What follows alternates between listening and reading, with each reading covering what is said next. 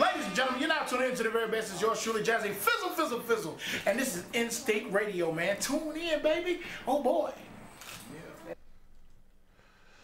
Happy Monday. This is your boy Kevin Thornton, the Wellness Architect, and you have tuned in to the Wellness Architect Show, where our whole purpose is to inspire, educate, and empower you to become the greatest version of yourself, mind, body, and spirit. So tune in today. We got an amazing show. I don't really get too excited for guests on my show. I like all my guests, but I never really get excited. But today I'm very excited about this guest. So I want you to tune in. If you have any questions or comments, 478-569-6474. Once again, 478-569-6474. You can follow us on Twitter at Instinct_radio, IG Instinct Radio. Facebook is Facebook Instinct Radio Station. You can follow me at Kevin Thornton. And IG is at the Wellness Architect. Today's show is going about being the healthiest version of yourself, mind, body, spirit, going into 2018. And the reason why I'm kind of excited, I saw this guy, I knew of this guy before he left Atlanta and he moved to LA. And to see how he has grown, it just inspired me and everybody to keep on doing what we do, because everybody's journey is something different and everybody's growth is going to change. But when you see somebody else go from when you saw them at here and they go somewhere else, do something different, it motivates you. So he is a author, he's an entrepreneur, he's a vegan, he's a personal trainer, he is a life coach and a holistic health coach. So he's doing a lot of things, and he's been in California for how many days now? 188 days. So we're going to talk about what made him transition from Atlanta to LA, being a vegan, and still be able to add muscle weight to it. Us as a community, as the African American community, and how we could do better with our healthy lifestyle. And as Black men, how can we do the stuff to be better? So I want to introduce you guys to Mr. Corey Taylor. Peace and light. So I gave you a brief bio, but I want you to be able to tell your story and who you are and how you become who you are at this moment. Right, definitely. And I thank you, first of all, for this platform. I love the opportunity to share. I especially love when we are the architects of our own, so that we can just kind of shed light on the things that need to be talked about more. And so, thank you for having me. My story started in 2010. I was in Nashville, Tennessee. I was just a kid, my mom's son, still living at home, not paying rent, living for the weekend, and I didn't really have any direction. I already had decided school wasn't for me. I was a music major, for people that don't know that, and just band didn't work out, and I wasn't really motivated. Okay. I tried to pick back up on sports, played a little semi-pro, with grown men, and it just didn't feel right, and I didn't know what to do. So a friend of mine told me, about modeling and whatnot, and that I should think about it. So I started kind of getting into that. Now I was always into the gym, and so, because of that, I was always able to, control my body and be ready for shoots and stuff.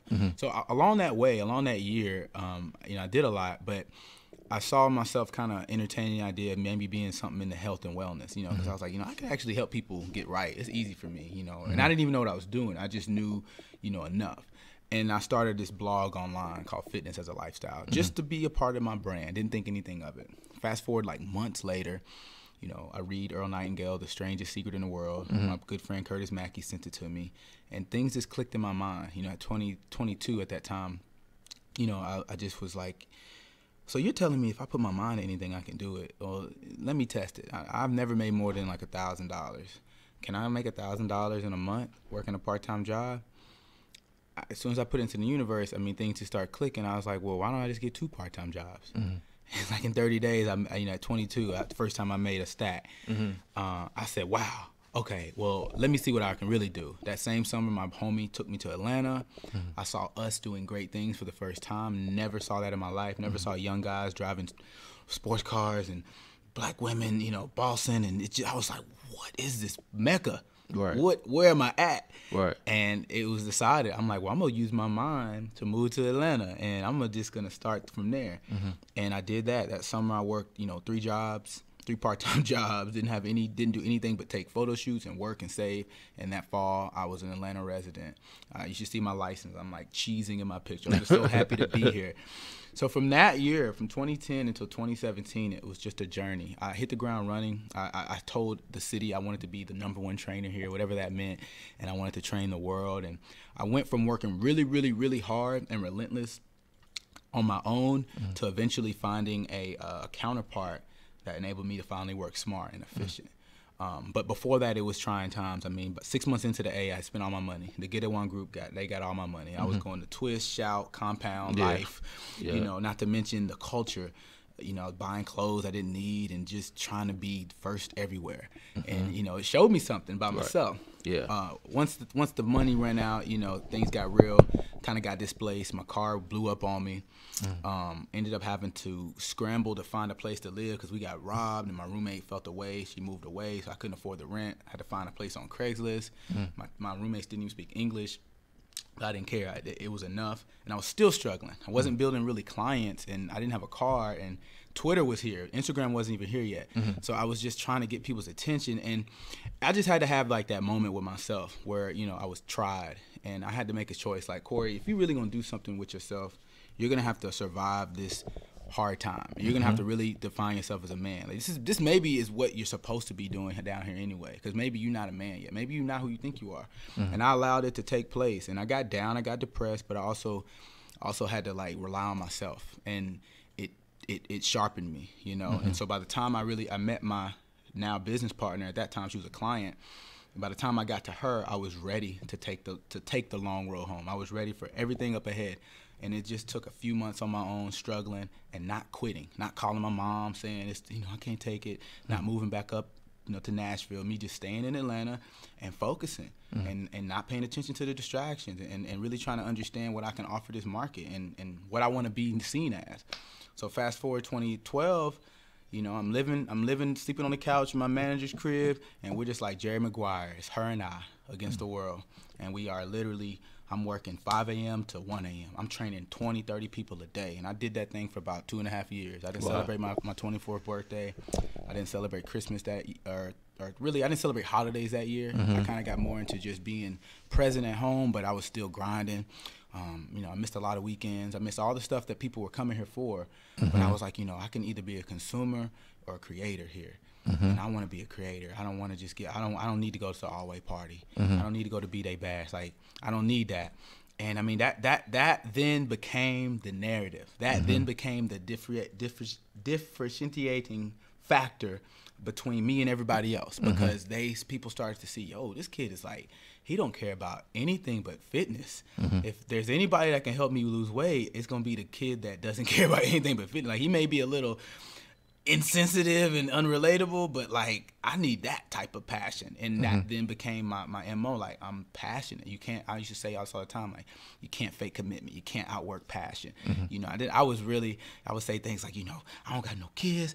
I don't got no mortgage. I'm greedy. I'm a dog right now. Like, if you want it, let's get it. 100 pounds in 6 months. Who wants it? You know? Right. And I just started building and building. And so people that were coming to me because of that intensity, that fire. And I didn't have anything to offer them but that. I didn't have a car, barely a place to stay, but I just knew what I wanted to do for them, and they loved it. And it was a breath of fresh air, I think, because I think a lot of people were getting taken advantage of, trainers overcharging. So fast forward 2013, you know, at that point, the brand has grown to a point where I need a studio.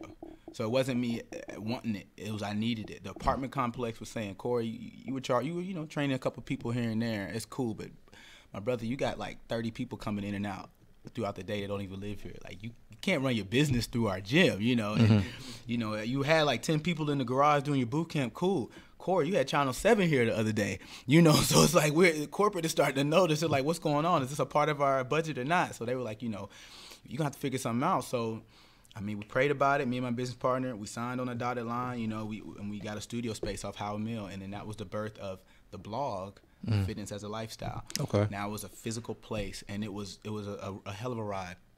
I mean, midnight boot camps on Halloween, meditation workouts, you know, ab class every day. I mean, it was like the Lake Show. I had everybody. I had Get Body by Jay, Janelle, she was in there, Guru of Ab, DP, you know, people doing their events.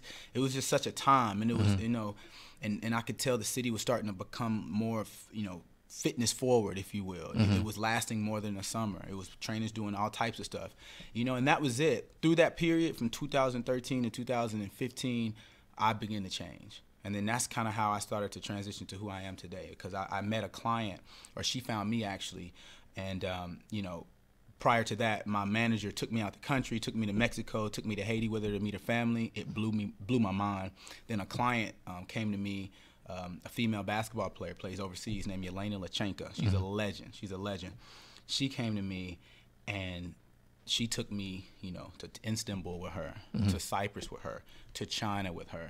So in that short amount of time, me, between my manager and my client, Yelena, me going to these other countries, seeing other cultures, it started to stretch me. My messages started to get deeper because I started to realize, I'm not just a trainer. I'm a spirit. I started to tap into meditation, which then transposes on my clients, because now I'm like, before you leave, let's just sit and just like really think about what we did. My brand started to change. At the same time, I did the documentary that many people know about called Fit to Fat to Fit on A&E. Shout out to Drew Manning. That was the last, because then you had the mind already churning, but then there was still ego left. I was still showing you how good you could do and how great you could be based on what I can do. I was still using my abs to validate my business. Right. When I did Fit to Fat to Fit, where if you don't know, I had to gain weight on purpose, eating crap, and then lose it using my method in a short amount of time. I gained 60 pounds in 4 months. When I was heavy, I couldn't run fast and jump high, and I had to find a way to reach people, because people still needed that inspo. And I tapped into my speaking, and I said, well, maybe I'll just talk to you. Maybe I'll just keep it 100.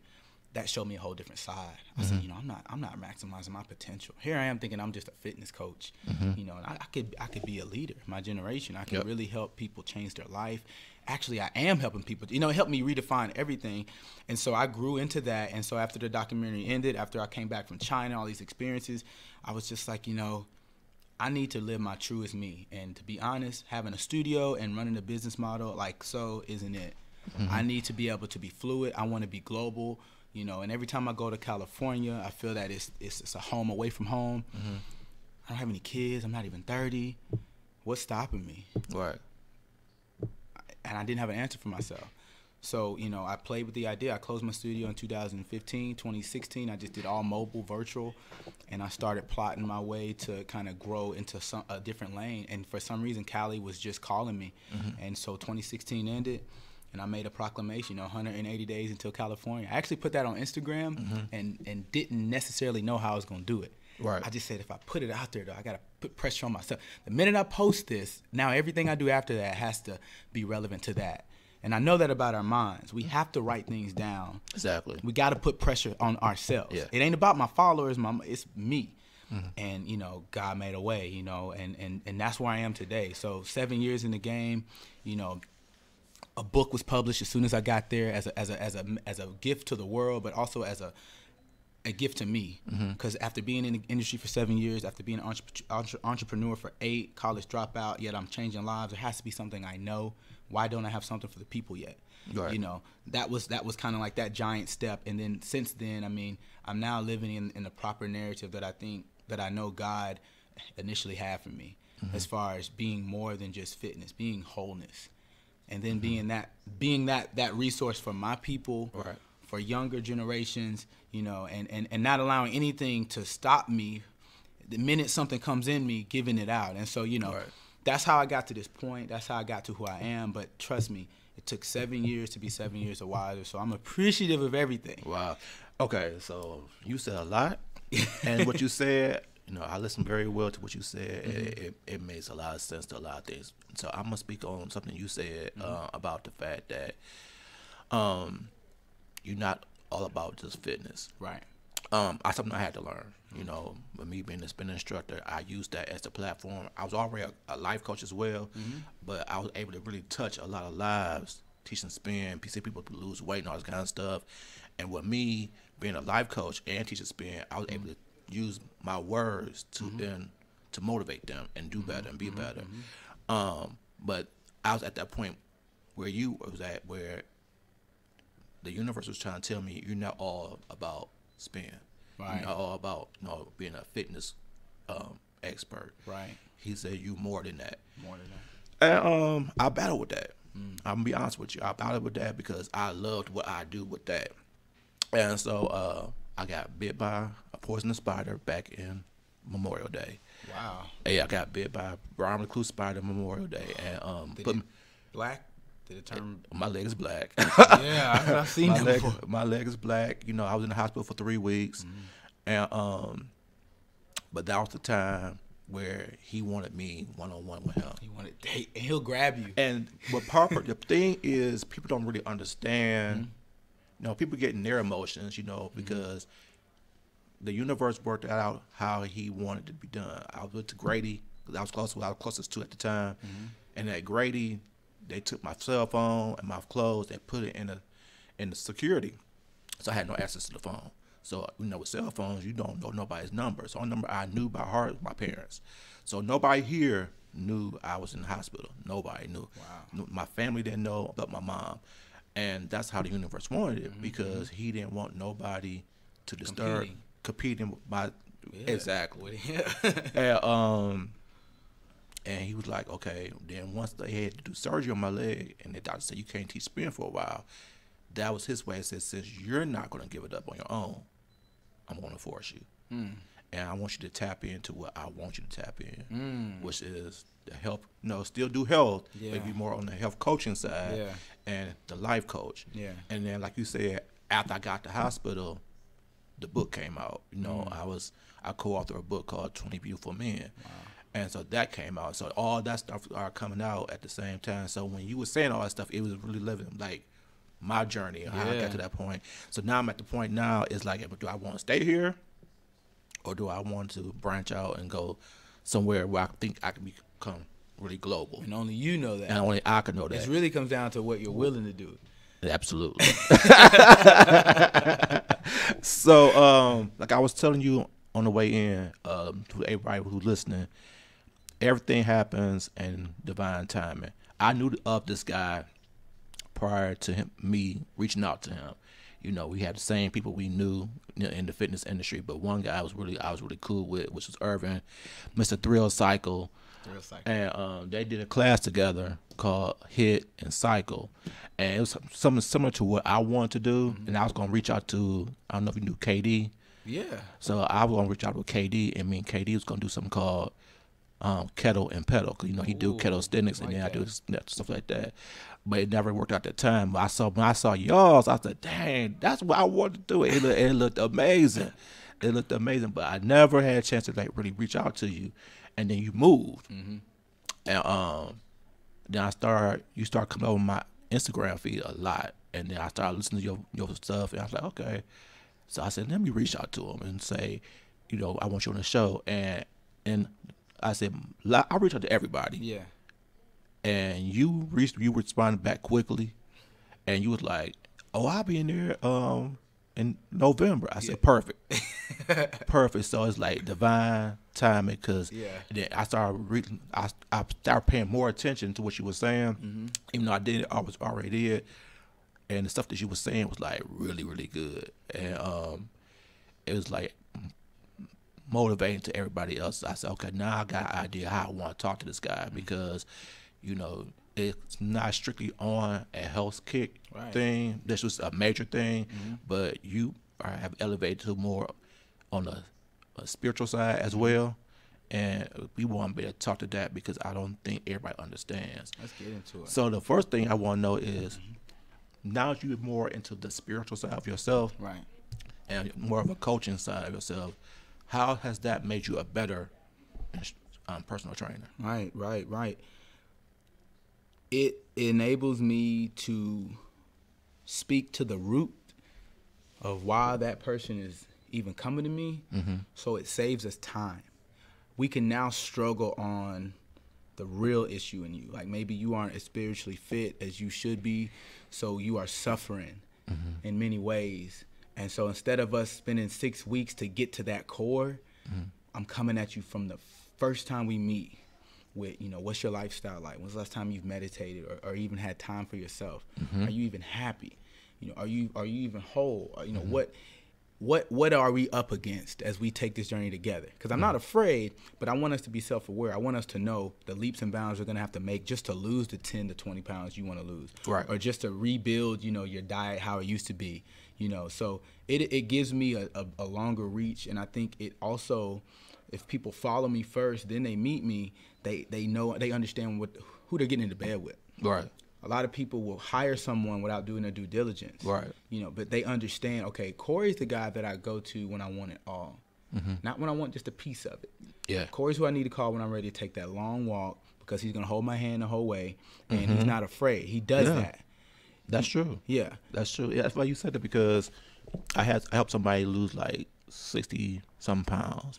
But like you said, she chose me because I was going to hold her hand. Yeah. And, we're going to talk, and I'm going to tap in to see what the issue is. Because if you don't know what the root issue is, because everything is internal. It's iceberg. Exactly. Yeah, and we so only see the pieces. Exactly. And I think that's the one thing that I think a lot of the trainers are missing. They don't understand that, you could give them the greatest meal plans, you could give them the greatest workouts and all that kind of stuff. But if you don't know how to tap into that internal part of them, Right. you might not never get the click. Right. And so with you, I can see that you know how to tap into the internal, but also got the great skills to motivate them to be great. And yeah, I think that's because I did it backwards. Like, I've done a lot of things in my life. Honestly, man, that's my life. I learned how to play my instrument before I could sight read. Okay. And I didn't start to sight read until I got to college, because I had to. And maybe it's an only child thing. Maybe I want to figure it out, but I'm gonna do it the best way for me, But I've found fitness, then found myself. And for a lot of people, they find themselves through fitness. Okay. So since I know the truth, to me, it's just smarter to approach it from that angle, because I know now, having gone through what I've gone through, you have to get you right. Exactly. To even fight this thing. Yep. Otherwise, you're gonna fail. And it may not be with me. You may lose some weight with me, and then I move away and you fall back off, which you see. Hate when I see, I don't want to say hate, but it does something to me when I hear someone say, oh, I used to be. A lot of people not going to agree with this, but I, as a trainer, I want to work with you, and I want you to never need me again. I agree. So in order for that to have happened, we gotta talk about what's really going on inside. Exactly. And I believe that to be true. And I even believe that to be true as a coach. Yes. I want to be able to give you the tools that you need so that you don't have to come back to me. Yeah. I know that a lot of coaches don't supply to that, because that's instant money coming back and forth. But I believe that if I do my job correctly the first time, and they don't have to come back to me, they're going to tell somebody else anyway, and I'm going to get people come back anyway. Because it's not a contract, it's covenant. Exactly. So, you're here for all 7.8 billion. Exactly. So the goal is to have that door. You got what you need, you're good, teach your tribe what I taught you, who's next? Exactly. Exactly. So what was it about California that said, okay, I got to go? All right. I, for some reason, always saw myself living in California. Even before I moved out of my mom's house, it just had an appeal to me. And I didn't know much about it, but to me, it represented like a type of freedom, not non-judgmental creation. And I didn't know. But when I visited the first time in 2012, it was transformative. Okay. It was the first time I knew. It's the first time I was active. I'd always been in the gym. I had never hiked before. Yeah, I saw the videos. I never paddleboarded. I never took a wheatgrass shot. I never sat under the tree and just like watch people run around while somebody over there plays, on the guitar, some Santana. Like, I never experienced that culture of health. And I said, wow. Yeah. It actually changed how I ran my business. It was the reason that I got way more into, I tried to do the Stone Mountain thing here and ab class and just a more active way of life versus it being something so gym oriented. It showed me that, being in shape doesn't just mean how strong you are. It means how able you are. Can you go to 6 different types of workouts? Can you run? So that just kind of grew every year from 2012 to 2013. I went again in 2014. I just was like, I'm loving this place. I'm loving the city. I come back to the A always better, leaner, stronger. Not to mention I was born in June. So the fact that the weather is always hot, so you were Cancer? Gemini. Okay. Right in the middle of June. So nonetheless, it was actually this last time I went in 2016. I'm gonna be honest with everyone. I went in 2016. I was in the back of the Uber with my manager, Lizanne Destin. We had just left a client. We were going to another. I mean, we were tag teaming. People hitting us up. We meeting people off of Instagram. It was just running it, treating LA like New York. And David Bowie's song came on, Major Tom, that Ground Patrol to Major Tom. And I mean, it's such a metaphorical song, but I was in the back of the Uber crying without knowing. I had my head turned to the window, right? Because I said, "I'm Major Tom, and I don't want to go back to Earth." Right. Wow. What does this mean? Like, am I giving up on Atlanta? Am I turning my back on my clients? Like, what does this mean? I'm out here on Mars, and they're telling me to come back. You did good, come back, and I'm like, I don't know. I don't know. And that was kind of my moment where I had to say, Corey, this is the tipping point.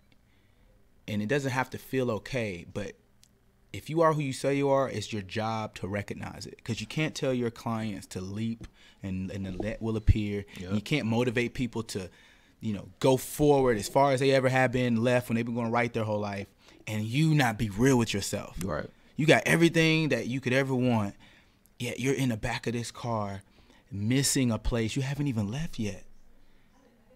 You got to recognize that. If this ain't love, I don't know what is, you know? And, I just made the decision. I'm not going to date Callie no more. I'm going to put a ring on it, and, whatever happens is going to be better for everyone. And I'm telling you, I mean, it's been it's just been a spiritual experience, because everything that I need, I can OD on. I need to be outdoors. I need the sun. I need meditation in different places. I need hikes. I need trails that people haven't gone on. I need 10-hour trails. I need to be able to camp. I need to be able to do all of the. I need the water. I need vegan restaurants. I need cold pressed juice to be just as common as Kool-Aid. Yeah. I need that culture. That's actually who I've always been. I've just been in the South, and so instead of being an alien, I'm now a leader. Yep. And it just is what it is, I respect that, because I remember years ago I used to go to LA all the time, and I loved it. I love it. And my mom said, I could see you living out there. She said, because that's your whole personality and the whole lifestyle. And then as I grew and matured and became more holistic, it made more sense to me. Because like you said, I experienced my first wheatgrass shot out there.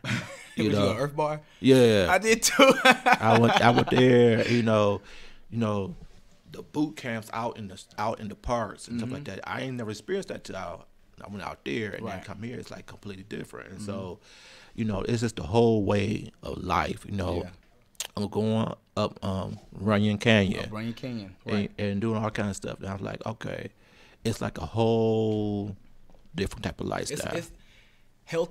Health, outdoor activity, fit is culture.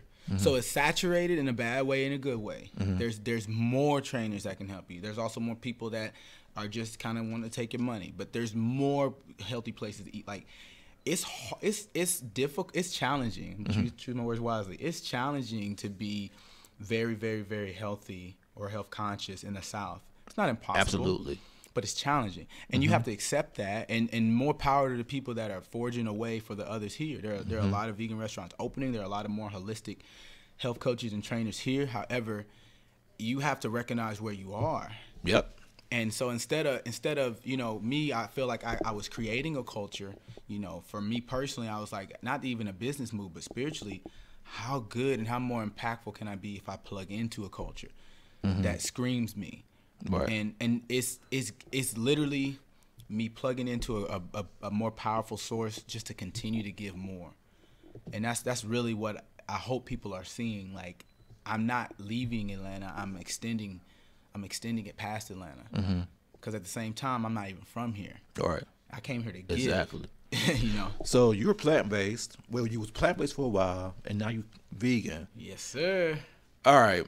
So the number one thing that when we try to talk to people about trying to transition to vegan, the number one question is protein.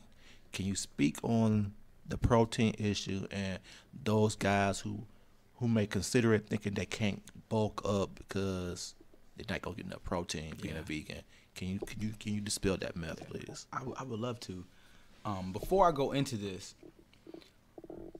what we have to understand first is that half of us, more than half, don't really understand food, don't really understand the macros and the science behind it or in it.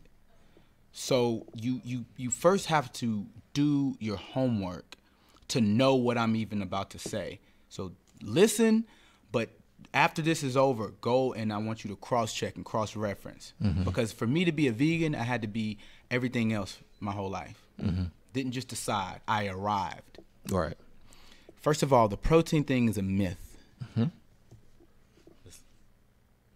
Making sure everybody heard that. The protein thing is a myth. Okay?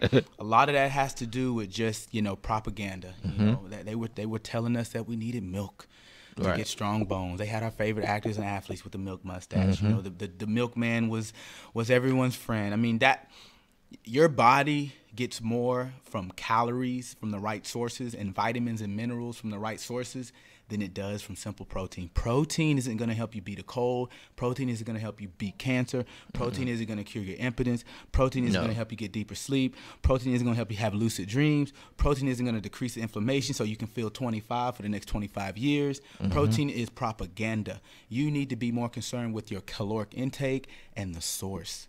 So if I'm getting the same amount of calories as the meat eater, 4,000 a day, but my sources are more elite and supreme, so while he's eating a dead animal, I'm eating a living fruit, well then who do you think is going to get more gains, more explosive, more muscle fiber? Who's going to be leaner year round? Who's going to have clear skin and more vibrance?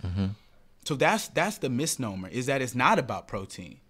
It's about your caloric intake. Are you eating enough? Right. And then that's the education. Well, Corey, where do I go to get the most? Well, you have to go back to school. You were sleeping in wellness. Right. They told you. We know cashews has a lot of calories. Exactly. We understand that the calories that you get from a bag of Doritos and the calories you get from a bag of almonds aren't the same. But do you? So, you want to learn the rules first and then make the right play. And that's what I did. I started off with just simply not eating fast food in 2008. I saw Food Inc. by Michael Moore. Yep. I don't like What the Health is great. Yeah. Food Inc. did for me. Yeah. I'm like, oh wow. Mama, come here, come in this room. Exactly. They tripping out here. Yep. We not going to McDonald's. Then from there it transitioned into just less red meat. So I went from ground beef to ground turkey. I know some of y'all just beginning. Hey, stay in there. Ground turkey, that's a step up. The turkey tacos, turkey spaghetti. Then I went from there to pescatarian, which was, for me, at that point, I started traveling. I was already a health coach. It was transferable. I could go to any continent and still find fish, especially like the Caribbean. Exactly. Jerk everything. Then I went from there to vegetarian. I did vegetarian for 1 year just to see if I could do it. Right. And remember people were asking me, and I was like, I just want to know. So when I get to the next level in life, if someone needs that info, I got to file for that. Right. I'm a martyr for myself. Learned a lot. So by the time I got to being a vegan this year, you're talking about 7 years of information. So I know what I'm doing and why I'm doing it. Right. So that's pretty much it. Stop worrying about protein. Worry about your caloric intake. Do your due diligence to understand the different food groups, which foods have the most calories, the best vitamins, and then you'll start to understand why being a vegan is such a transformative thing. It's not just because I can call myself one. It's because every day I wake up, I feel the best I've ever felt. Exactly. And we talked about this before we started. I was watching something on YouTube, and it was these holistic doctors. And they are medical doctors, but they also do holistic. And they talked about the fact that, a lot of personal trainers who are really big on that animal protein, come to them on the slide saying they need help because they're impotent. And this is people 30, 29, early 30s. Yeah, fighting age. Can't get up. And they said it's strictly because of the diet. And you and I understand that, but I'm going to allow you to speak on it. Yeah, definitely. And, we kind of brought that up before we aired. It's two parts to that. You know, I'll go deep and then come up for air. So let's go to the deepest part. First of all, culturally and as a society, we're becoming more desensitized because we're over-sexualized. It's nothing to see a woman half naked. So I bet your girlfriend just doesn't really do it for you, you know. And that's just generalized. And we're overexposed, and as a result, it's warping our mind. Not to mention the access to pornography and things like that. So that's happening to everyone. But we're gonna go up. Now you're talking about the meat eater athlete who looks the part but isn't the part. Well, think about this. If you're putting dead bodies in this vessel, why wouldn't you expect decay? Right. Decline. You know, so that's the fact. The fact of the matter is that doesn't serve you. That flesh doesn't serve better circulation like beets do. Right. You know, or that flesh doesn't serve the body and spiritual connection, you know, like eating a vegetable does, where you bite into it and it makes you feel better. You know, so you're damaging your body because it's trying its hardest to break things down. And as a result, it's taking things from other things. Right. You know, so I don't find it crazy that a lot of holistic doctors will put a person on a vegan regimen, you know, whether they're trying to beat cancer or trying to beat ED. Exactly. You know, at the end of the day, the circulation, the muscle response, the neuromuscular connection to all of your ligaments and organs and tendons, that's the best way to rebuild that. You know, but it challenges culture. It does. And it's like, so what do you want to do more? You want to, you know, finger licking chicken, you know, or you want to please your wife. Right. And take some pressure off yourself. Exactly. Because now you're popping pills. Exactly. Which is just treating the issue but not solving the problem. Exactly. And what people don't understand is the penis is a muscle just like the heart is a muscle. Definitely. And when you eat a bad diet and those arteries, you know, going to the heart is clogged up, you have a heart attack. Yeah. Same thing with the penis. If you know the veins and stuff that's going into the penis, if they get clogged up because of the bad diet, you can no longer get an erection. Right. And the thing is, if your body clean, a man's supposed to wake up with an erection every day. Yep. Every day. And listen, this isn't just about the meat. It's about what kind of meat you're eating. Ladies and gentlemen, this is 2017. It's not the same cow that your grandma and granddad were eating on. It's not the same pig. So you're talking about hormonal changes have occurred within the animal. So there are going to be hormonal changes within your body from the molecular level. The food you eat, you become it. Yeah. So you're talking about hormones. It's nothing against your holidays. It's nothing against your upbringing. I know I'm challenging that. Right. But the food isn't the same. That's the facts that we have to realize and honor. Exactly. Go ahead. Because the parents back there, you know, they went to a butcher or somebody like that, so they pretty much knew what they was getting. Right. A lot of times. Now, if you go to a lot of these places, the chickens are not, they full of hormones.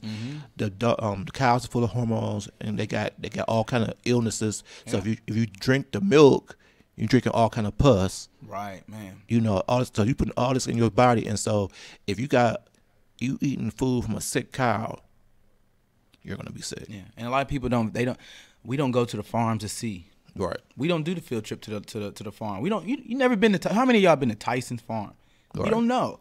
You don't know that they don't even eat grass no more. That they're feeding cows soy. Right. And corn. Right. You don't even know that the chickens are like 50 pounds coming out. You don't know that the chicken you eat might have been born with 2 heads. Yeah. Might have been a stillborn. Yeah, because my buddy, he did he worked for the FDA or something like that. So he would go different places, and he saw how they was being raised. They don't really walk around. They pretty much are in cages. Blackness sometimes. Yeah, in cages. And so all they do is they don't get a chance to walk around and use their muscles. So all they do is get fat. And so you don't really want to eat that. But we try to, we try to get them to understand that. So with that being said, what would you tell a guy, because I know some. All right. That may be listening. Okay. That have, I'm gonna let you tell it. I've told them, so I want you to hear from somebody else.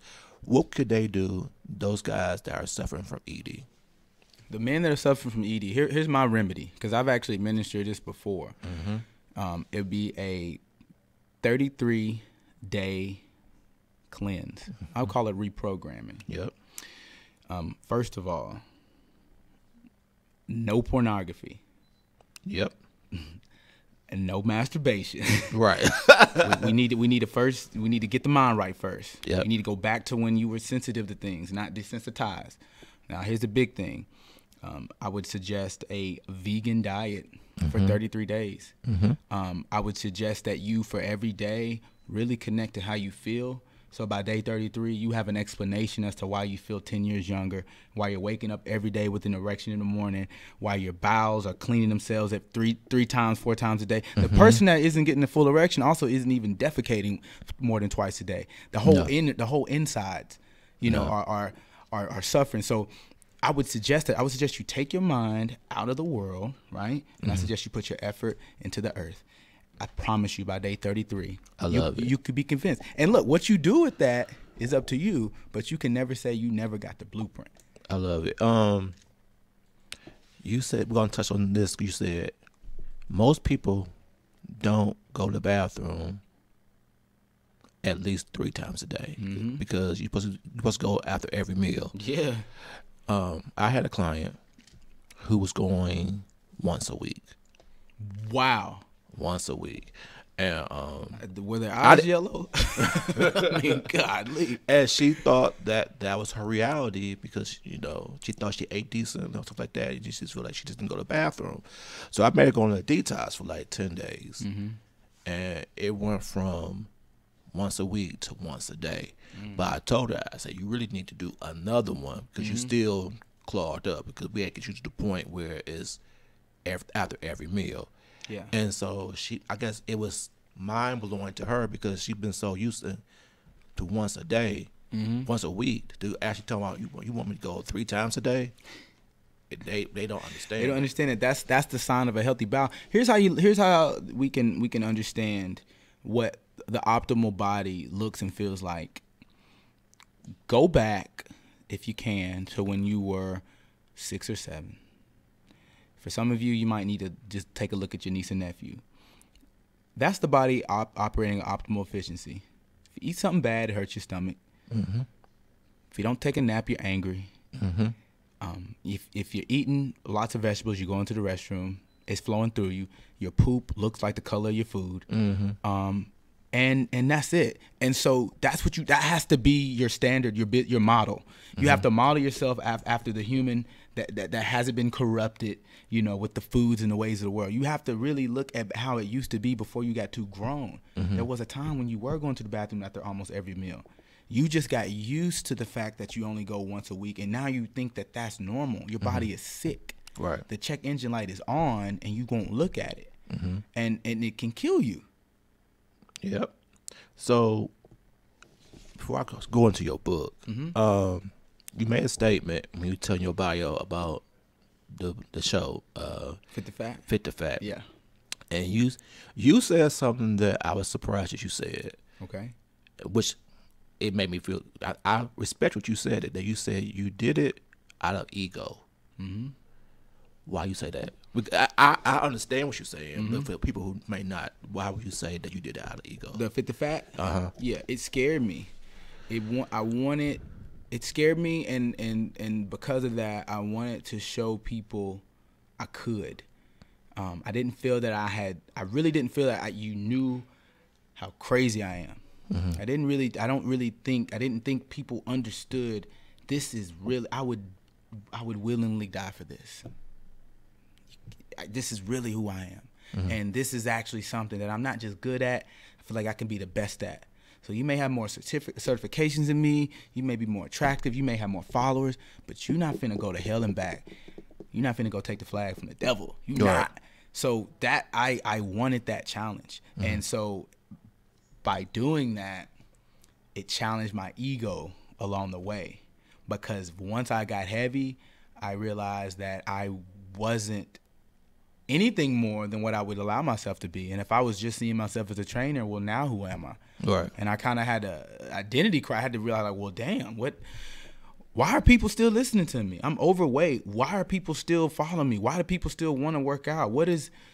I can't work out. I can't do nothing. And I had to really do some self-inventory and realize, Corey, your gift isn't, making people jump. It's giving people a reason to. reaching them.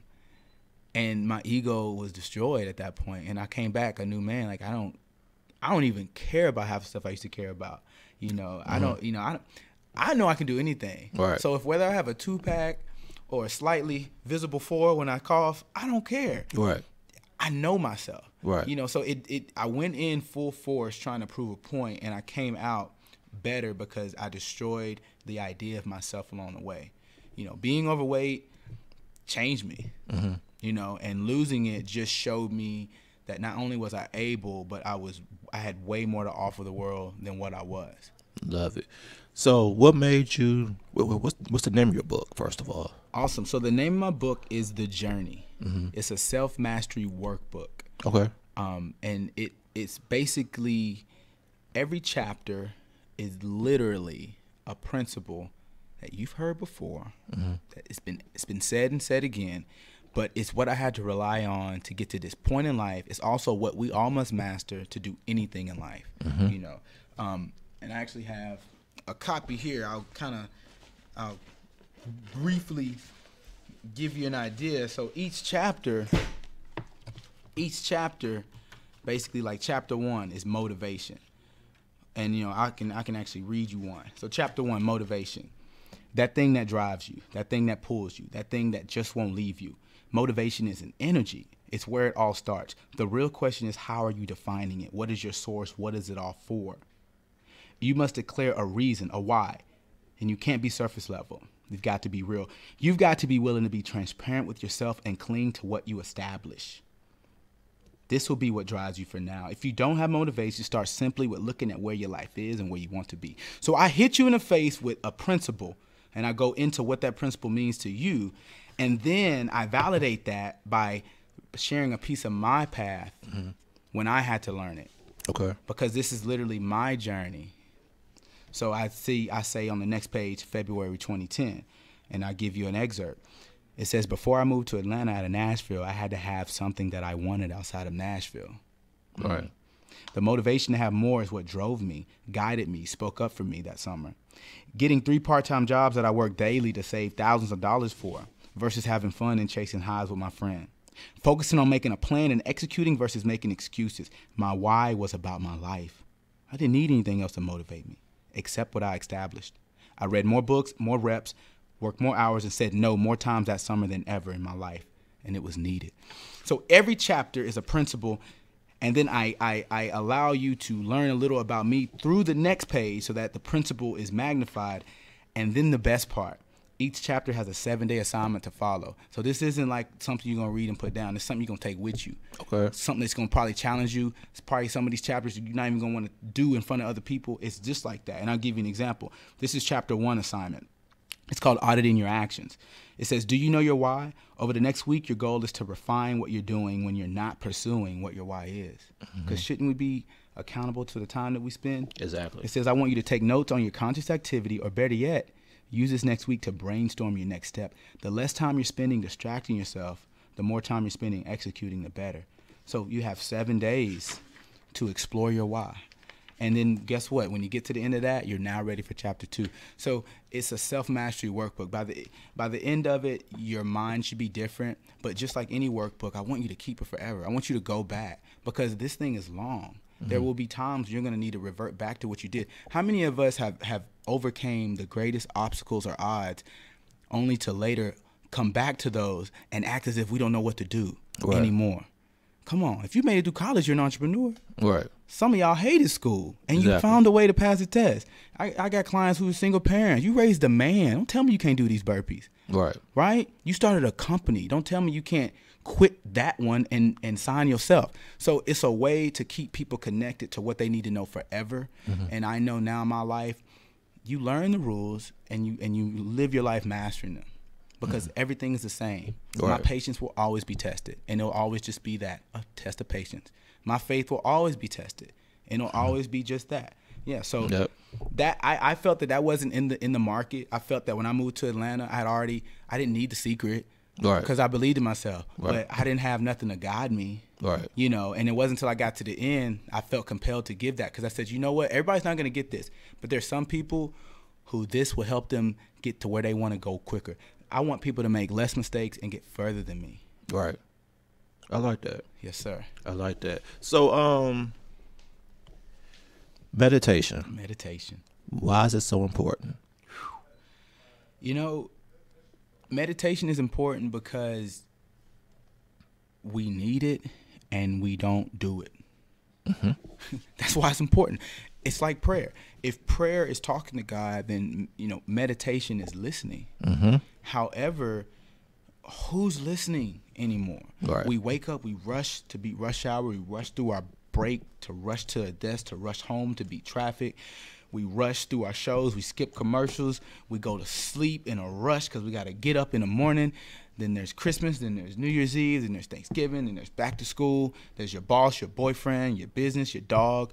We're so busy doing, we don't allow ourselves to be human beings. We don't just be. And so that 2 minutes a day, that 10 minutes a day, that 3 hours a day, however you are in your discipline, it becomes how you are able to process Monday so you don't bring that crap to Tuesday. It helps you process that thing that you think is bigger than your life, and in a way that you can remember 2 years from now it's not even gonna matter. Right. It keeps you connected to what you need to know and do. So if somebody wanted to start meditation, what would be your recommendation?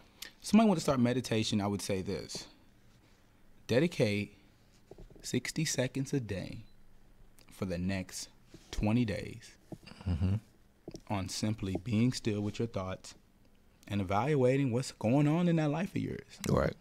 When I look in people's eyes, I see chaos. I see left, right, up, down. Yep. 60 seconds of just sitting and thinking about what it is you're doing, or what it is you need to do to be better or to be happier, you know, or what it is you need to be doing that is stopping you from being better or happier, you know. That alone will impact the day. That's powerful because it's like leaving a church service, which is only an hour sermon. Right. That hour of listening, that mindfulness, it's got you walking out of church excited about the week. Right. But by Wednesday, where's that halftime speech at? Exactly. So that meditation can keep you anchored to the truth. Right. So for me, what it does for me, it keeps me here, man. Yep. I'm right here with you. Right. You know, no matter how high or low my career goes, I'm right here. You know, but that's because that meditation, that's my home. That's my dojo. Exactly. You know, and I would implore most people to start small, because a lot of us, we underestimate and overestimate. You don't know how powerful it is. That's why I want you to take little bites first. I think if you understand the power of meditation, it keeps you centered. And Definitely. a lot of times, like you said, wherever you're going, you know, I don't care. Both of us are coaches. So we already know, but we all gonna go through ups and downs. This is the way life is. But the fact that we are able to meditate, we don't let the downs get us low. Right. Well said. Because we already know where we're at, where we're supposed to be. So we just go through the motion until we go back to where we're supposed to go. Right. And that's where I think it's so important. And another thing I think is so important too is I tell clients that you need to do 15 and 15. And when they say 15 and 15, I said 15 before you go to bed, especially like tonight was Monday, love and hip hop and all that kind of stuff. All that negativity, you watch that, it's gonna invade your spirit. So if you watch that stuff and then you go to bed, that spirit is going to be in you. So if you're gonna watch it, I'm not gonna tell you not to watch it, but if you're gonna watch it, then when you before you go to bed, give yourself 15 minutes to put something positive into you. I like that, my brother. Whether it's reading the book, you know, listen to some a podcast, whether it's listening to inspirational music, something that's going to uplift your spirit before you go to bed. And then when you wake up, give yourself 15. So don't get up, turn on the TV, turn on the news, because the news is full of drama. Right. So you just don't turn on the TV. Once again, you wake up, meditate, read a book. You know, listen to some spiritual music to get you to set the center of the foundation. I like that. So, you know, as I grew, I used to teach spin classes at 5:45 a.m. I started, the universe started to speak to me and made me say, look, you are the first person, and you can use this. You are the first person that person is seeing in that day.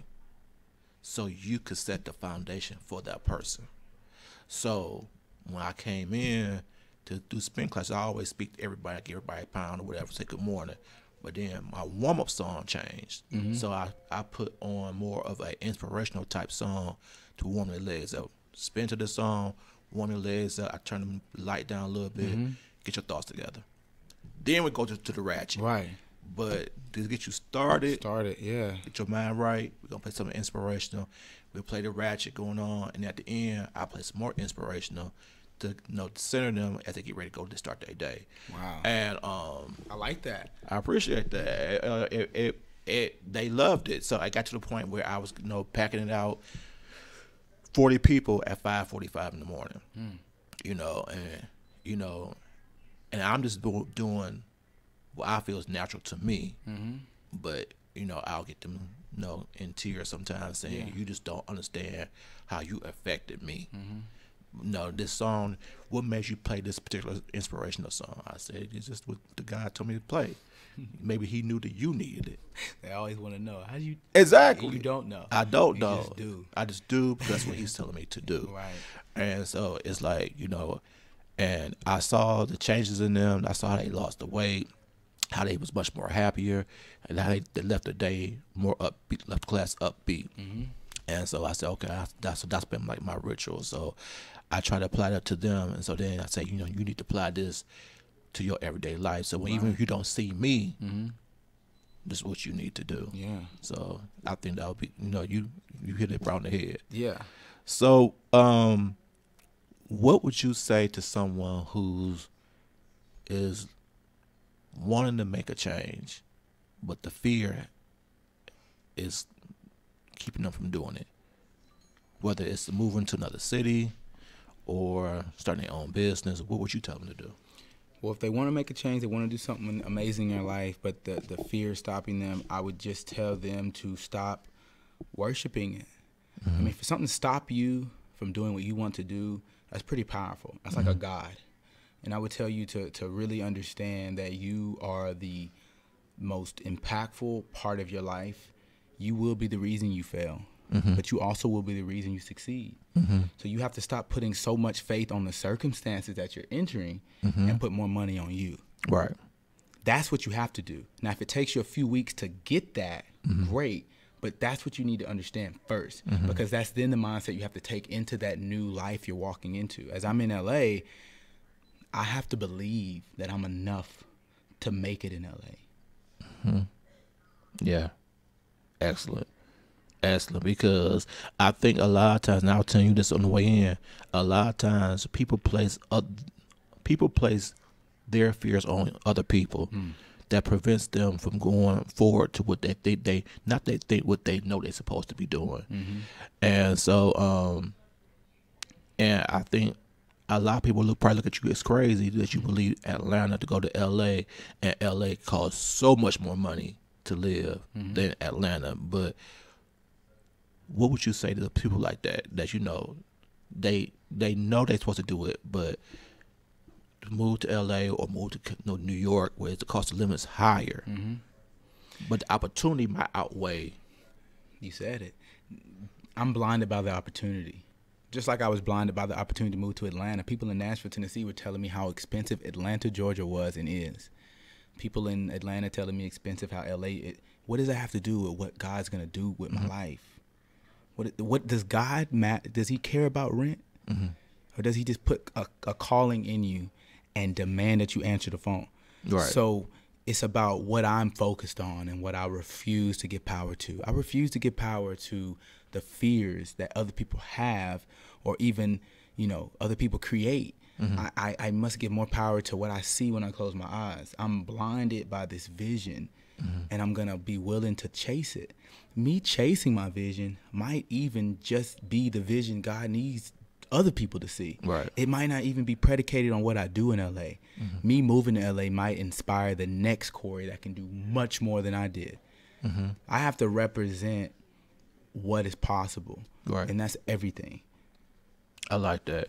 So, man, that was good. Yes, sir. That was real good.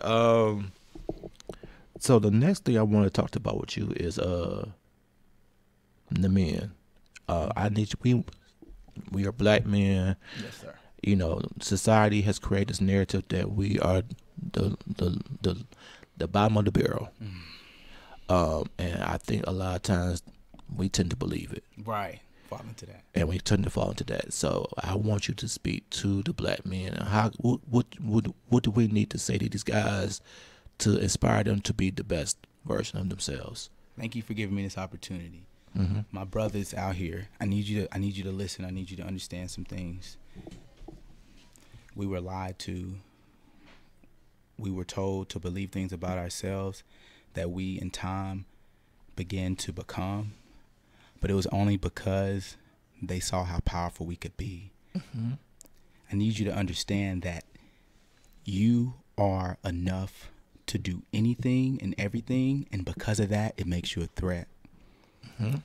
I need you to understand why they fear us. I need you to understand the power that you walk around with. And all I want you to do is tap into it. But I want us to be unified when we do it, because then in that way, we can shift the culture. We can shift society. So there's always going to be things we have to overcome. I get it. Education, poverty, sanitation. I get that. Gang activity. I get that. But look at how we do everything we do. There's nothing that we do passively. Mm-hmm. If we're going to be the criminal, we're going to be the biggest, Right. most notorious. Right. If we're going to be the rapper, we're going to be the best, first ever. Mm-hmm. If we're going to be the trainer, we want to be the most notable, sought after. Right. Aren't you convinced by now that what's in you is bigger and of the world and really more of God than can ever be? Don't you see that is something in you? So all I want us to understand is that we must get to the place where we're using that for good, where we're using that for each other. Because once we do that, and this is touching on all topics, once we do that, we then can rebuild the world that I believe used to be here. Mm-hmm. We can build our world back. I used to get kicked out of school for fighting, flipping over desks, screaming, cussing the teacher out. Mm-hmm. I have a chemical imbalance. I'm really crazy. However, All right. Look at what I've been able to do when I learned how to channel that frustration, when I learned how to channel that energy, when I learned how to put that in its proper place. There's no one like me. And there's no one like you when you're doing what you're supposed to be doing. When you're doing what everyone is doing, you're easily able to be spotted and called out and categorized. But I dare you to be an individual. If we all thought for ourselves and acted with our heart, we could be our own Ali, our own Martin, our own Malcolm, our own Garvey. Mm-hmm. But you got to stop being afraid to do that, my brother. I know you're afraid. I used to be afraid too. I used to really be afraid to be myself. I used to think that the things that made me who I was were bad. I wanted to be like other people. I didn't want to stand out. And that led me down a dark path. Mm-hmm. I challenge you to stand out and stand on your own. I challenge you to grab what's in you and use it. And I challenge you to use love as your weapon. Mm-hmm. Amazing. And I want you to, I don't know how you're gonna top that at the end. At the end, I want you to speak to the public, you know, whatever's on your spirit at that time. But I don't know how you're gonna top that. But I mean, you have to understand, my people. I'm a product of my people. mm-hmm. You know, so it's about what I'm able to pass down at this point. Right. I'm just here to download as I download. Right. You know, so I must give more to my tribe than ever in my lifetime. However, what I give to them is good for the world. Right. Because as a people, we have to end the suffering within ourselves so we can stop hurting each other. Right. We have to rebuild that bridge that was done away with the disconnect. When we decided to live in houses and have running water, we forgot about nature. We forgot about the earth. We think animals are just a commodity. We think each other like we're just a commodity. So as a people, we have to stop the suffering within ourselves. We have to talk to the ones that know us the best and get confirmation through them, not the things that you buy online and the places that you go. We have to get off of this aspect of validation through social media and through who knows you, and begin to rebuild that bridge back to when all that mattered was that your mama thought highly of you. Exactly. We have to get to where we aren't hurting ourselves anymore and then lying to the world like it's okay, because that always comes out. And we see it. We see it on these shows where they're fighting, where these grown women, these sisters are fighting each other. We see it on these shows where these businessmen owning these restaurants and tattoo parlors and have so much rage within. We're seeing adults act out from their childhood. We're seeing 30-year-old men handle problems like an 18-year-old kid. And it's killing everyone.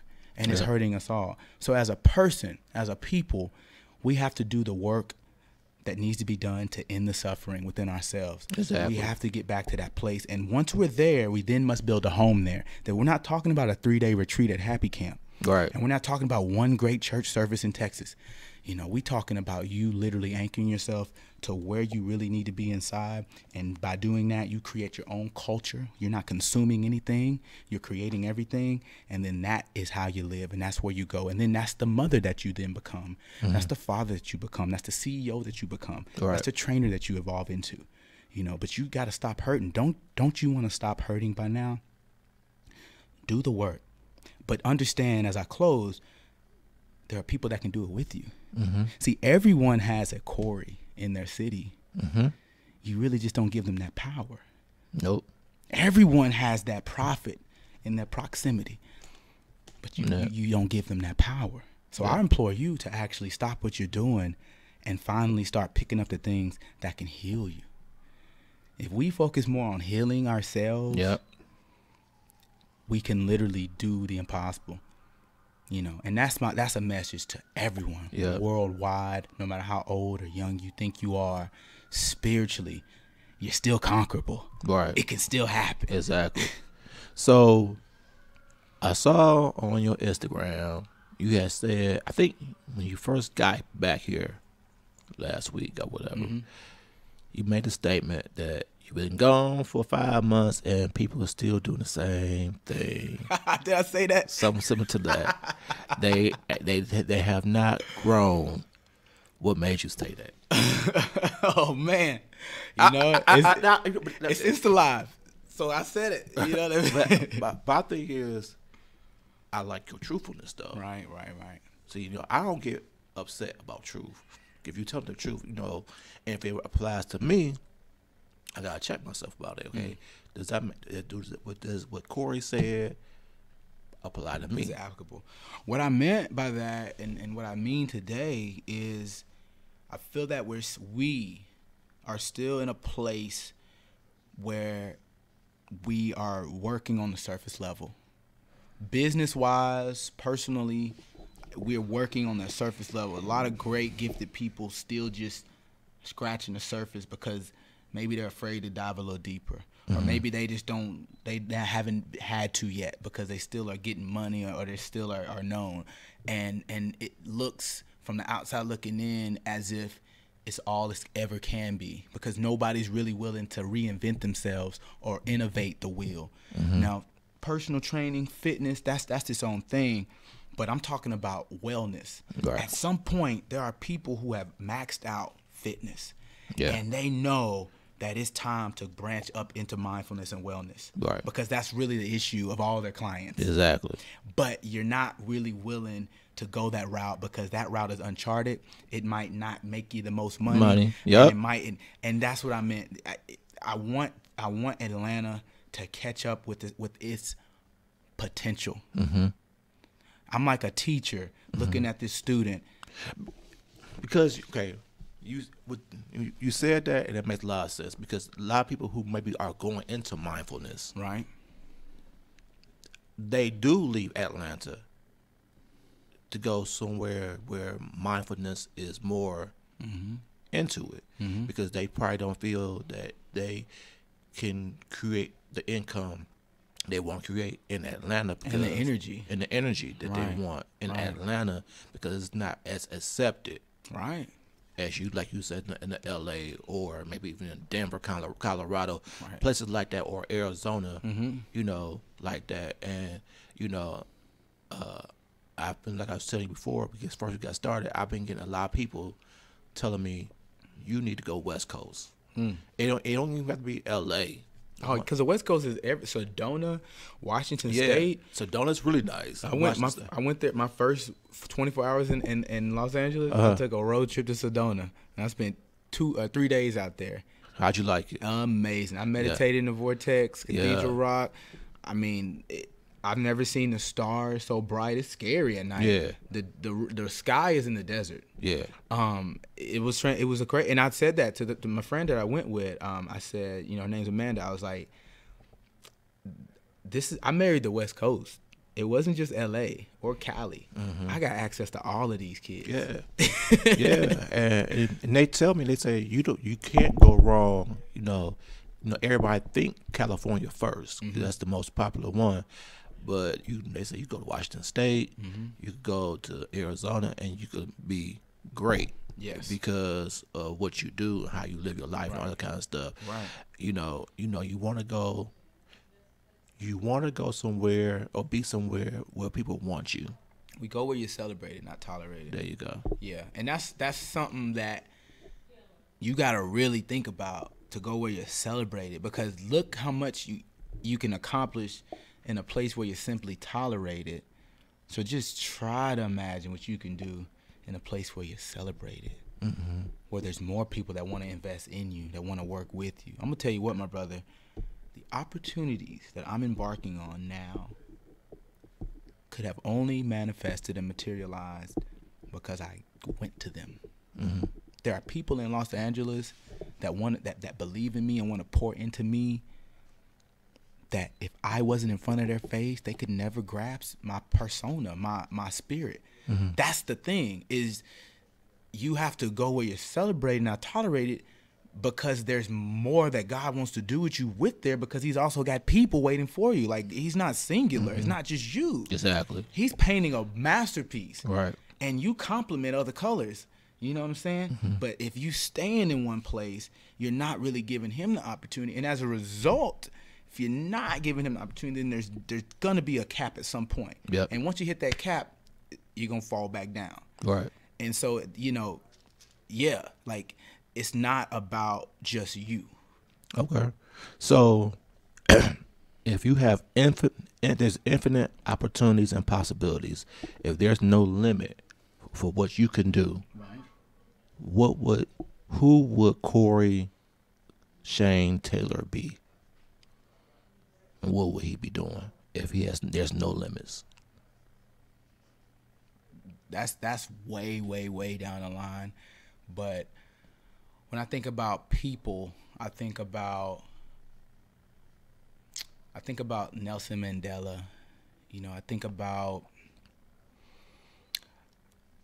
I want to be like Malcolm. I want to be like Malcolm. I want to lead people to the truth, and I want to defend it with my life, and I want to use all of my vigor and all of this macho to make a statement, but to also stand strong in my truth. And I want to be representative of that which is in us all on a global level. I want to be able to inspire and pull out of and pour into everyone. So to do that, I built that vehicle in fitness, and I had to ride that until the wheels fell off, just so I can, like, all right, the plan was just to exit anyway. Right. The car goes over the bridge, I jumped out, and continue to build. So, I'm getting into the humanitarian philanthropic stuff. I'm aligned with the Fate Foundation, which is a clean water foundation. We're really trying to end the world water crisis. We're not trying. We're ending the world water crisis before our life is over. 3 countries in a year, a flagship school in Ghana in Africa, which is then putting me in place to do other things. I have a speaking engagement at UCLA where I'm talking to 350 students, and it's not about health and wellness. It's all about mindfulness. So I'm building my lane to where there's going to be a point in time where I'm just going to be that lending resource, and based on my field, it's going to be perfect for what it is. But I want to be as impactful as the people that are inspiring me. Okay. And I'm not afraid to die doing it. I'm not afraid to get assassinated. I'm not afraid I'm not afraid of anything, because that's all I want. and I'm willing to sell out. I mean, to be completely honest, my brother, we can die any day. Right. That empowers me. Right. That means I can't make a mistake. Everything was sacred. It was 3 seconds on the clock. You can't be mad if I took a half court shot. Right. You know? Right. That's my macro vision. I like that.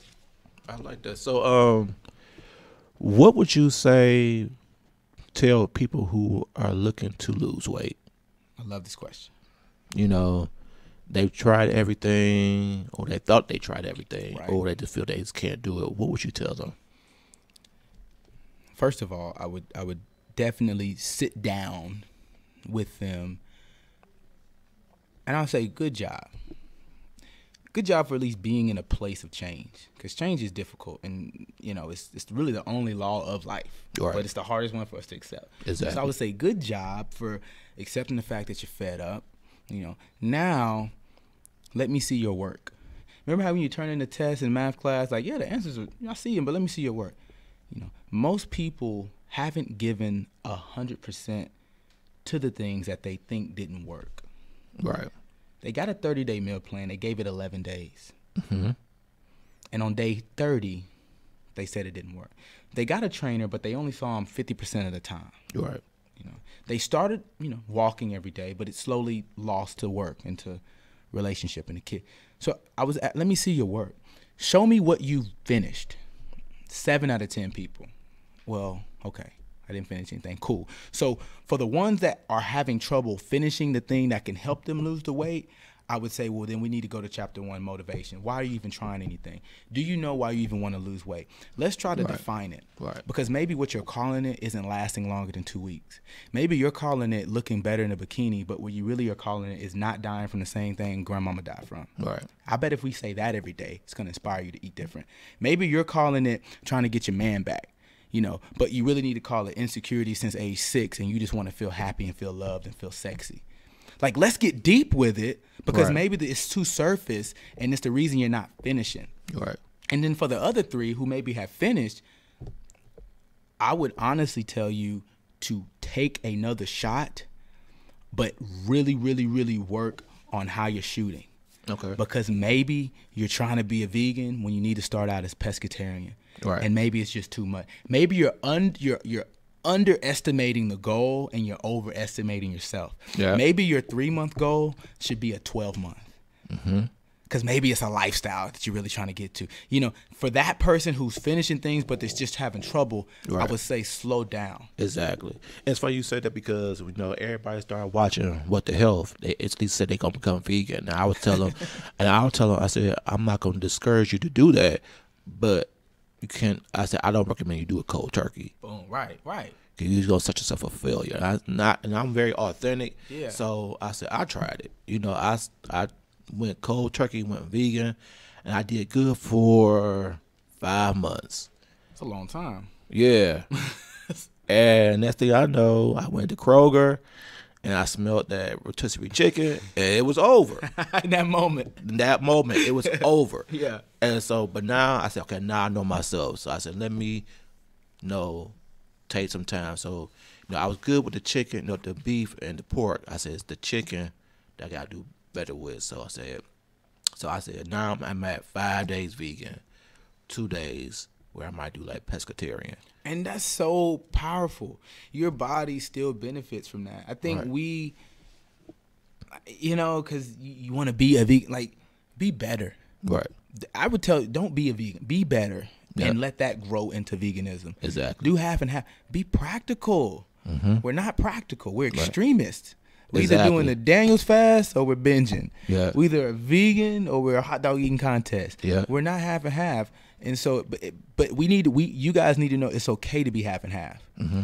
I transitioned into all my diets. Okay. The first few months of being a quote unquote vegan, I was doing like tuna, 1 meal a day every day. Okay. Because I just needed to I need to get used to this. Right. I can't marry. Let me date. Right. I got you. And so I don't think people think on those terms. I think they think that it's either all or nothing. Right. And I used to be that way, and so it's okay. But I'm now wise enough to know it's never all or nothing. Mm-hmm. It's like credit. You build slowly. and tell them what's the importance of wheatgrass, the importance of turmeric, the importance I of love that word. beets, the importance of moringa, and all that type of stuff. Yeah. Vitality. The opposite of depression isn't happiness, it's vitality. So your body at its best self. So the things you mentioned, natural pain medication, natural pain remedies, natural anti-inflammatory, natural circulatory. You're talking about taking ibuprofen, Tylenol, Bayer, aspirin, and Aleve, and putting it all in one cocktail. The things you just mentioned. It's about learning how to be your own doctor. But first tasting things and understanding how it works for you, then building a culture around it. Yep. So if I have an allergy, I don't even have allergies, but if it comes up, I'm not getting Claritin HD like I used to. Yep. I'm getting ginger root. Yep. The root. The And it root. might take me a little bit to drink it because it's strong. exactly. If I'm sore, I'm getting the carrot and turmeric cocktail. Yep. And I'm drinking a lot of it. And I'm not drinking it hoping that it has a healing effect. I'm drinking knowing this is a healing effect. Exactly. This is actually the active ingredient. Why will I get the third party featuring the plant when I can just get the plant? Yep.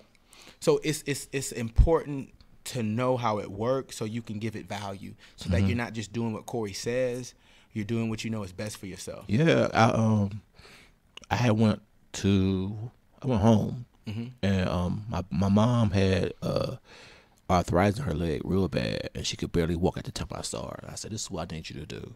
I said, "Turmeric every day, pineapples every day." I said, "Ginger every day." I said, "You could do like a ginger tea." And so she got the actual root, and she made like a ginger, boiled and made a ginger tea. She was kind of gangster with the turmeric, so she would take a tablespoon, and toss it down, and had that go down. And in a week's time, she was walking much better. Yeah. And she was like telling all her friends, "And my son said this, and I did. Look at how I'm walking. You need to do the same thing." I said, "Well, Mom, this is my livelihood. Right. I can't get paid when you telling all your friends this." And she said, "You can't charge my friends," but she saw the difference. So then, my dad, they was trying to put him on blood pressure medication. He's 70 years old. He don't need to be on no blood pressure medication. Yeah, you need no medication. He don't need no, Yeah. right. So I said, all you need to do is start putting some beets and turmeric in your smoothie, because you already do a smoothie every day. He went to the doctor again. They was ready to take him off the blood pressure medication because he was getting all the stuff that he really needed. And he said, "You actually know what you're talking about." I said, "Yeah, I'm trying to tell y'all." Yeah, your family need. My grandparents. Shout out to Walter Rucker, Emily Rucker, Nashville, Tennessee. They are. They were heading in the wrong direction. Yeah. And it took a cancer scare. And me moving to me living in Nashville before I moved to LA. A lot of people don't know I went to Nashville for 3 weeks first because my granddad had to go through a surgery operation. And I'm like, well, look, put me in, coach. Right. My mind, I'm deep with it. I'm like, this is why everything happened. Like, I'm supposed to be here for my granddad. Like, he was there for me. And this is the only thing I can offer is my expertise. Right. Vegan lifestyle immediately. Shopping, had to go shop, had to do all of that. Of course, he got through the operation better. Of course, he lost about 20 pounds prior to the procedure. Of course, he maintained his regimen. Everything's going down. Just like my client, I have a client named Sanae in Atlanta. Her doctor put her up. She became pre-diabetic. Gave her a 90-day vegan cleanse with the turmeric, with the beets, everything else. She went back to the doctor. They said she had the A1C of a teenager. Right. It works. But we have to, in order to be able to appreciate and to value it properly, we have to do it. But to do it, and see that's the key thing, because a lot of times people, and you said something that I hope somebody was listening, because people tend to give up all the time, and we're in this microwave society. We want everything to happen overnight, Right? But you didn't get these illnesses overnight. You got no. This is based on the way of life, Right? So if I say I need you to, I put you on a 10-day detox to clean your system out first, and then we're gonna start going on a vegan lifestyle to try to help you get off your diabetes, your high blood pressure, all that kind of stuff. Just because you don't see it overnight, doesn't mean it's not working. Right. And then if I ask you the truth, are you fully doing what I'm asking you to do? And you tell me, well, okay, it's not working because you're not working it. Right. The effort. This is interesting. A person DM'd me on my way over here asking about a meal plan. And I gave him information on it. And he said, good, I believe in you. Because the last I had 4 trainers, and they all gave me plans and none of them worked. And I guess he was maybe expecting me to feel some type of admiration by that. But I hit him with, well, why didn't they work, my brother? Did you finish? And did you give 100%? Because what I found out is a lot of people, like we just said, they don't give it at all, but they expect it all in return, and they expect things to happen immediately, as if it didn't take me 30 years to be 30. If I didn't take you 10 years of partying to finally develop some sort of ulcer or embolus, you know what I'm saying? Like right. it took time to create. It'll take time to destroy. However, the most powerful thing you can be is consistent. Yeah. Because consistency built that body, and inconsistency will keep it exactly how it is. And I don't know, people I think need to fail enough times their way before they're like, you get that too. Right. They'll be like, I'm gonna go ahead and listen to you now. Yep. As if you had a leg up at all. Yeah. Yeah. It was like, sometimes you can't get offended. Right. But sometimes you might want to. Because Right. like, they'll look like, Kevin, I follow you on your show. I follow you on your Facebook page. And I really respect what you're doing. I want you to work with me. And I'm like, all right, I'll work with you. But then they see changes in their blood pressure. But then that's they get kind of cocky with it, and they don't want to do it the way they want to do it. That's false confidence. Yeah, and then next thing you know, they giving up. I'm like, Yeah. I said, all right, you know what? I said, I can't fight you Right. for your health. You have to want it for yourself. I can't fight your fight. So if you're not really ready, you got to ask yourself, when did you stop loving yourself? Because if you're not willing to fight for yourself, what you're telling the universe is, I don't love myself enough to do what I have to do to win. Yeah. So you got to ask yourself, what is it about you that you are not willing to fight for yourself and win? Right. And he's like, now you got to get deep on me. So I'm just asking you a question, because you're not going to ever win. You're not going to ever get where you want to be in your health or anywhere in life. You're not willing to fight for yourself. Yes. And, that's the thing. So, I it's crazy to me. But I saw you taking a picture, or it might have been a live or a video, whatever. You was doing self-care. Is that was that activated charcoal mask that you was putting on there? Purple Goat out in All LA. right. I love activated charcoal. Can you please tell everybody the importance of? I never seen the mask. Did you? Okay. You make that yourself or No, a young lady in my hiking group in LA. Her name's Ty. She goes by Purple Goat on Instagram. She actually put that together using those natural ingredients. Prior to that, I had only used it as a remedy, like to get over like a sickness, because it'll clean you out. Yeah. Yeah. Clean you out quick. But how she broke it down was, how it heals the skin, but it also exacerbates the things within it naturally, Right. as opposed to something like sulfur based, Right. which is gonna can take the skin off. So it was a better way to do what I needed to do anyway, to exfoliate. And then since living in LA, I've seen everything. I've seen activated charcoal ice cream. Yep. I've seen activated charcoal like popsicles, like any way to get it in you is the best for you. And now I actually drink it. I drink charcoal water. Yeah. One thing, you gotta shake it up you gotta shake it up though. Yeah. If you don't shake it up and you get to the bottom and you let it sit. It's a guy that I really like, David Avocado Wolf. I gotta follow him. I never heard of him. He is the guy from NutriBullet. The guy, I remember him. The guy with the curly hair. Yeah. Yeah. Ah, okay. So he's really into like raw veganism. So he like, when I was going to nutrition school, holistic nutrition school, he was one of the speakers, and so he's really big on raw veganism and getting the foods in. But he was like activated charcoal, and then if you could do the actual powder like you do and put in a drink, or you get the capsules. Yeah. And he was like taking 1,500 milligrams a day. Yeah. I'm like, are you serious? Going hard. It's kind of, he going hard, but he Yeah. said, but when he tell you, when you understand was this good for? You know, you go ahead and do it.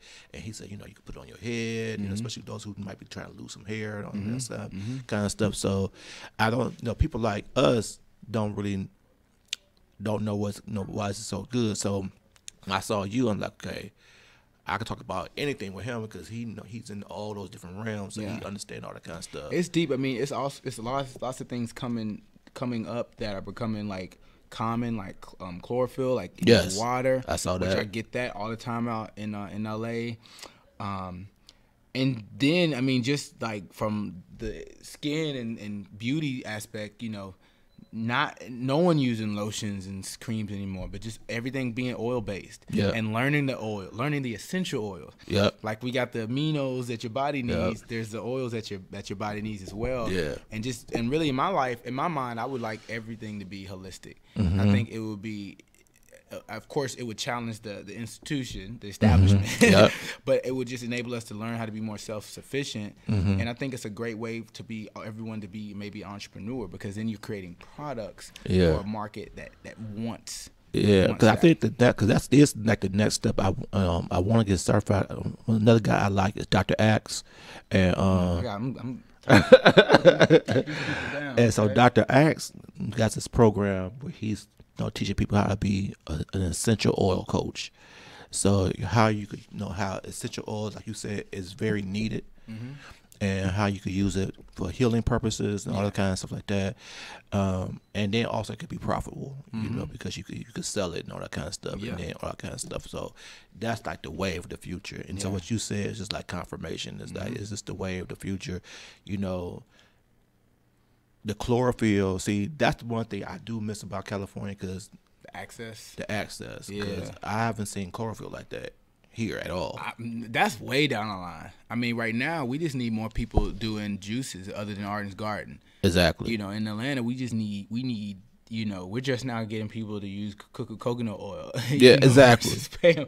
So I mean, but I will say this. I look at, like I say this all the time. Your life might be the only Bible some people read. Like, I feel like it's my due diligence to kind of go out there and advance my health using what's here, and then show it so that it's not a foreign entity, or somebody's not having to watch, a Dr. Oz or something to find out 6 seconds about it. I'm going to use it. I'm going to live, and you're going to see the value in it, because it's literally what I do. But California, definitely, I mean, that's why I moved. They have everything that innovative and progressive. Because I saw y'all, I said, oh, damn, he up here drinking some chlorophyll water. I said, I ain't seen that since I went to California.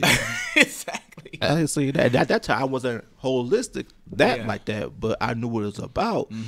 And, that's what we need. We need a lot of chlorophyll in us. I'm learning a lot too. I mean, I'm the way I eat now. I'm eating to beat cancer. Absolutely. My body is as CB would, it's an alkaline body where the dis-ease can't exist. Exactly. Because I remember I had somebody close to me who called me, and she had got diagnosed with breast cancer, and I told her, I said, did she trust me? And she said yes. And so I said, I need you to go vegan. I said, I need you to get as much raw in you as possible. Dark green vegetables, because you need the chlorophyll, all that kind of stuff. I said, you had to stop drinking. I said, because you have cancer, and cancer loves sugar.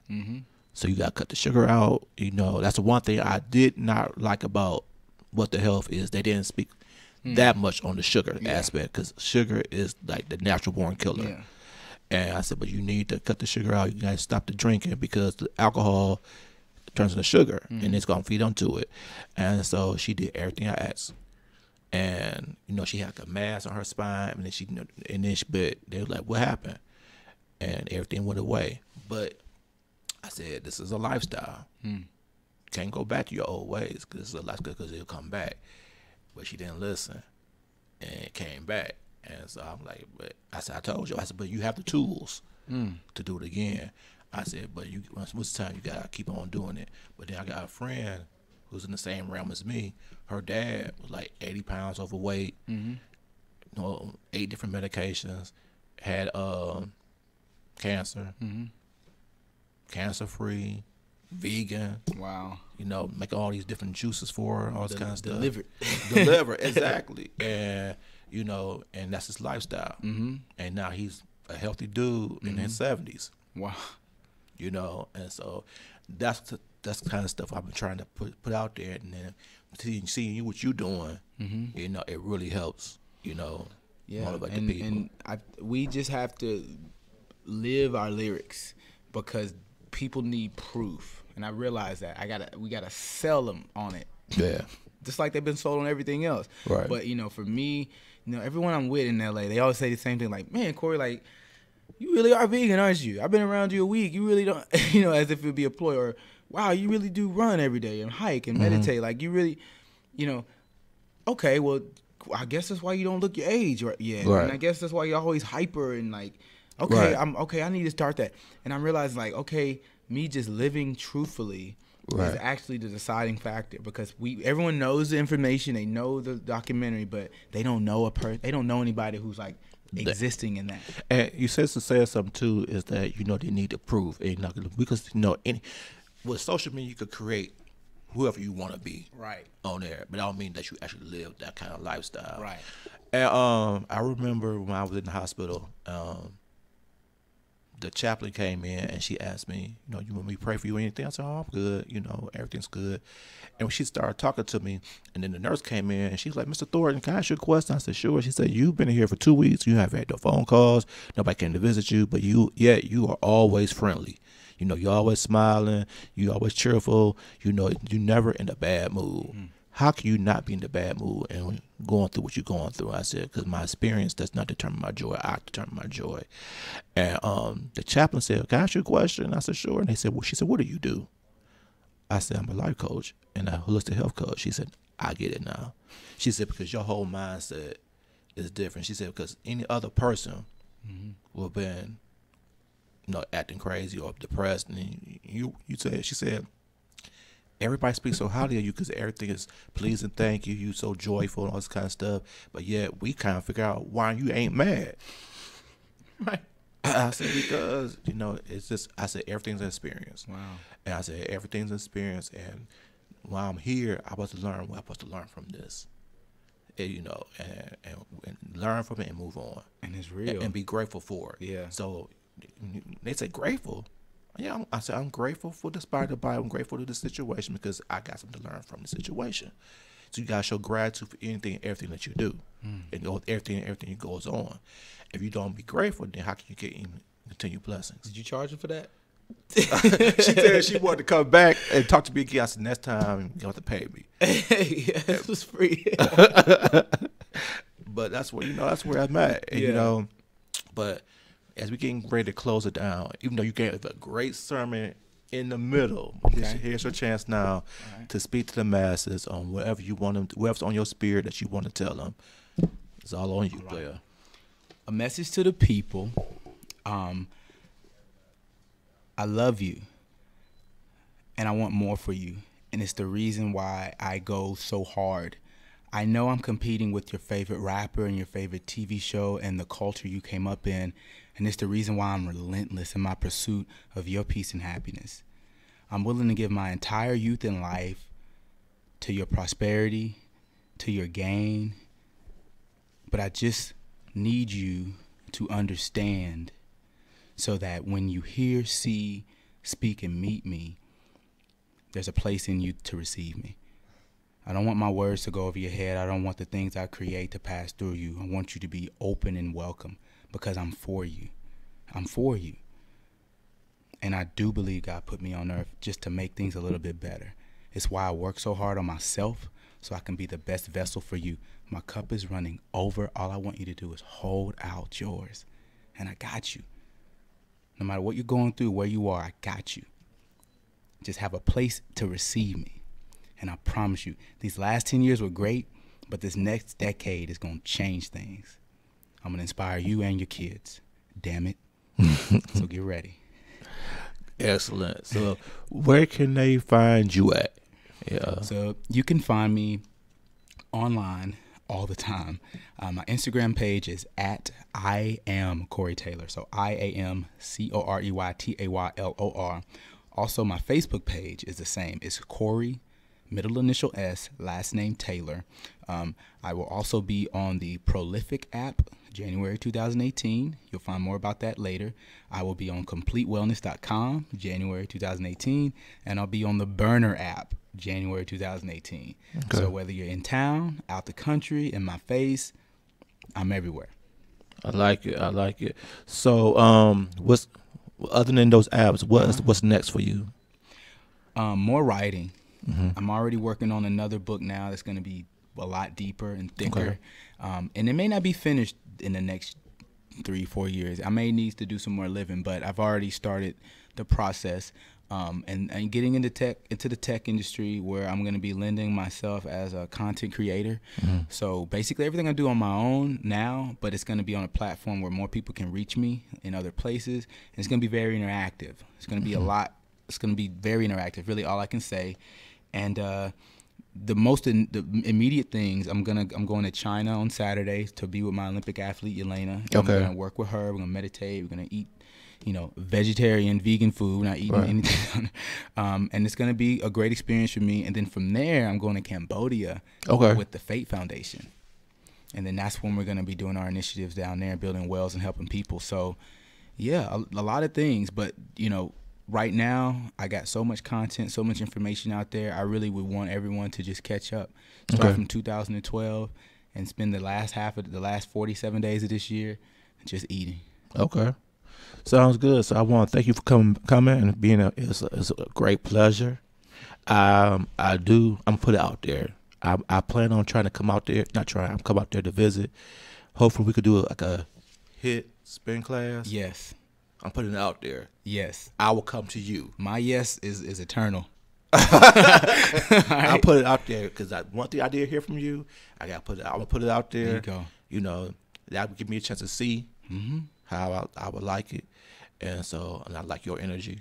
I'll have that base for you. I have those willing participants for you. I'm serious. As soon as the doctor give me okay, I'm gonna keep in touch with you. Yes. And I'm gonna make that happen. I cannot wait. I can't wait.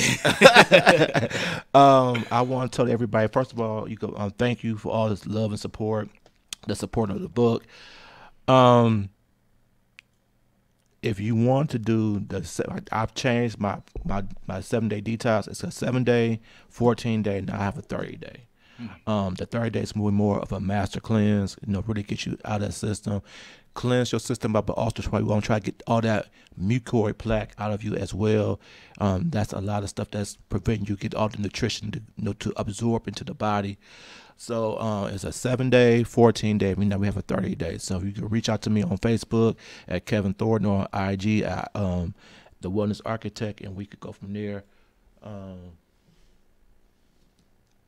Christine Gales.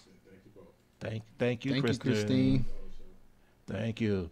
My last thought today is, this is your life, and whenever if you don't like where you're at, it begins and ends with you. So you have to change your mindset of how you want to see yourself and how you want to be, and go to it accordingly. We stop giving our power to other people to say what they're saying that you can and cannot do. Only people who can't do anything is those that you say that you can't do it. So you do it for yourself, and let's do it. Create the change. I think the number one fear in creating change is the fact that we might lose people in the change. Right. As I've grown as a person, people who were my friends have disappeared. And it's not that we didn't love each other, but the purpose of that friendship has now ended. And everything in your life has a purpose. Your job, where you live, like your purpose in Atlanta ended. And you had to go to LA. Everything is a purpose and purposeful, and you got to understand the purpose has to end. And when you try to battle it, to try to hold on to it, it just make it harder for you. Yeah. So just know everything's a purpose. Apply that purpose, learn from it, and move on to the next thing. Because when you try to hold on to what you to something that the purpose has ended, you're blocking the blessings that God is trying to hold on for the next thing. Yeah. So be great, be authentic, be your best self, be you, and we are out. Boom. I'm serious. Wait. Ladies and gentlemen, you're now tuning in to the very best. It's yours truly, Jazzy Fizzle, Fizzle, Fizzle. And this is In-State Radio, man. Tune in, baby. Oh, boy.